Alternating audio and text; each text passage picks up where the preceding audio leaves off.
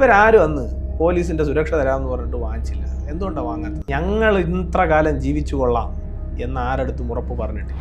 ISIS-ലെ ഭീകരന്മാരും അതുപോലെ ലഷ്കർ ഇ തൊയ്ബയിലെ ഭീകരന്മാരും അൽ-ഖ്വായിദയിലെ ഭീകരന്മാരും ഒക്കെ എങ്ങനെയാണോ സന്തോഷം പ്രകടിപ്പിക്കുന്നത്, ആ നിലയിൽ ആടിന്റെ തല വെട്ടി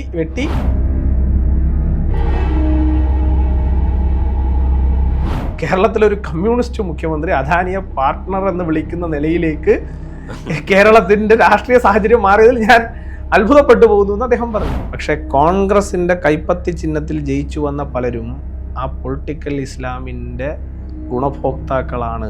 ഒന്നോ രണ്ടോ, രമേശ് പിഷാരടി എക്സാമ്പിൾ. 2001 ഇതുപോലുള്ള ഒരു അവസരത്തിൽ 100 സീറ്റ് UDF കിട്ടുന്ന സമയത്താണ് മാറാട് കലാപം സംഭവിക്കുന്നത്. ലീഗ് അവിടെ മതേതര പാർട്ടിയാണെങ്കിൽ ഉത്തരവാദിത്തപ്പെട്ട ഒരു മതേതര പാർട്ടി ചെയ്യേണ്ടത് എന്താ? ഞങ്ങൾ ഷാജിയെ പിന്തുണയ്ക്കുന്നില്ല, ഷാജി ഇത്തവണ നിയമസഭയിലേക്ക് വരണം. കണ്ണൂരിലെ ആ ഈച്ചകേറ കോട്ടകൾക്കകത്ത് നിന്നാണ് ISIS-ലേക്ക് തടിയന്റെ വിട്ട ഉൾപ്പെടെയുള്ള ആളുകൾ പോകുന്നത്.